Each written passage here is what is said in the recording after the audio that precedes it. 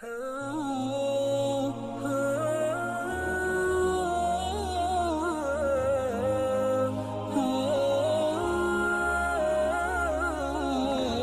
tata cara ziarah ke kubur? Apakah ada doa atau surah khusus yang dibaca pada saat ziarah? Bagaimana dengan kebiasaan menabur bunga dan penyiraman air di kuburan?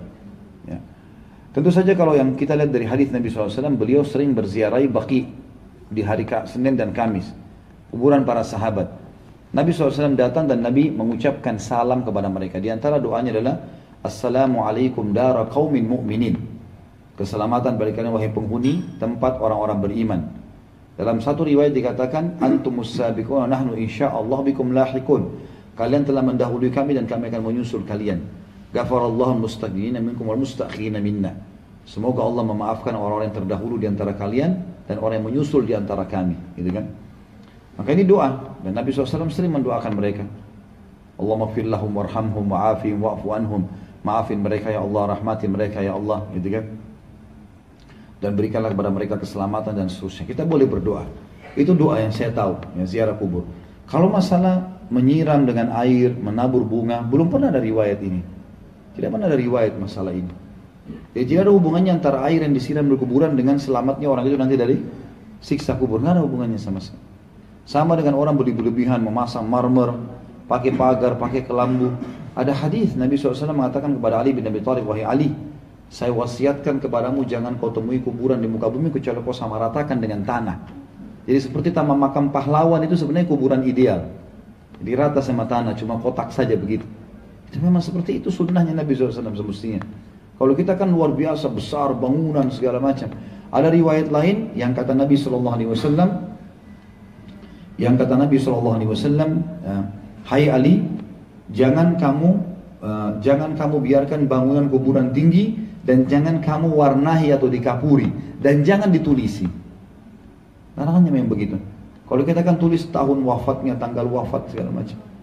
Ini lama-lama kalau dibiarkan tulis juga tanggal lahirnya nanti. Dihindari saja. Yang penting adalah kita tahu orang tua kita sudah meninggal, kita doakan. Perbanyak amal soleh Bapak Ibu sekalian. Perbanyak amal soleh. Siapa ada masjid lagi dibangun, sedekahkan atas namanya dia. Biar tidak disebutin, Allah sudah tahu. Dalam hati kita niat. Beli Al-Quran, taruh di masjid, niat untuk orang tua kita yang sudah meninggal. Ada kesempatan haji umroh, kita haji dan umrohkan buat mereka, gitu kan? Ada ilmu yang bermanfaat yang mereka pernah sampaikan, kita sebarkan ilmu itu. Sebagaimana sabda Nabi SAW, kalau anak Adam meninggal dunia terputus sumber pahalanya kecuali dari 3, gitu kan? Ilmu yang bermanfaat, shadaqah jariyah, bangunan atau sebuah fasilitas yang dipakai terus kayak masjid, rumah anak yatim, jalanan, jembatan, sumur segala macam ini. Maka itu termasuk Umar bin Khattab pernah membeli kuda dan ditulis wakaf. Ya lillahi ta'ala, siapa saja mau pakai boleh. Kayak kita sekarang mobil ambulan, mobil apalah ya, transportasi apa. Itu semua termasuk sedekah jariyah. Ilmu bermanfaat atau anak soleh yang mendoakan. Dalam riwayat lain masalah haji dan umrah. Pernah ada sahabat yang mau haji sama Nabi SAW, dia bilang, labbaik Allahumma hajjan an syubrumati. Aku niat haji untuk syubrumah. Syubrumah keluarga yang sudah mati. Kata Nabi, ahajjta an nafsik, kau pernah haji buat dirimu? Dia bilang belum ya Rasulullah. Kata Nabi, huj an nafsik, thumma huj an syubrumati. Haji dulu buat dirimu, baru haji buat kerabatmu yang sudah meninggal. Berarti boleh kita kerjakan. Nah, batasi diri kita di amal-amal ini yang pernah Nabi perintahin. Cukup untuk itu, gitu kan? Allahu a'lam, yang kita tahu. Jadi yang menaburi bunga ini betul tidak pernah ada contoh. Maka lebih amannya seorang muslim masuk ke zona yang aman.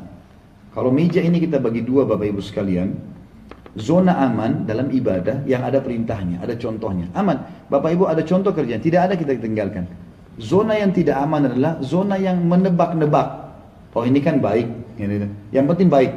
Bisa diterima bisa enggak loh. Jadi nebak-nebak. Kenapa kita masuk ke zona ini? Buang-buang waktu dan umur kita dan uang kita gitu. Untuk apa? Tapi sekali lagi, kalau tetap ada yang mau buat silahkan saja, gitu kan? Sebab kadang-kadang kalau kita tidak ucapin kalimat yang terakhir ini nanti dikira kita larang-larang segala macam. Sudah disampaikan, cerna, kalau masuk akal terima, enggak ya enggak masalah. Ya, orang yang mau terima silahkan, tidak mau terima ya. Allah mengatakan faman syaa'a falyu'min wa man syaa'a falyakfur. Yang mau beriman silahkan, yang tidak mau, yang mau kufuri silahkan. Gitu kan? Karena kalau ada orang subhanallah, masa sih tabur bunga aja enggak bisa, siram air enggak bisa. Loh Rasulullah enggak kerjain. Masalahnya kita punya panduan kan, suri tauladan kita. Lebih baik uang yang kita pakai beli bunga, beliin Al-Quran, sedekahkan di depan kuburan sama orang miskin, niat untuk orang tua kita. Sampai tuh, gitu kan? Itu jauh lebih baik.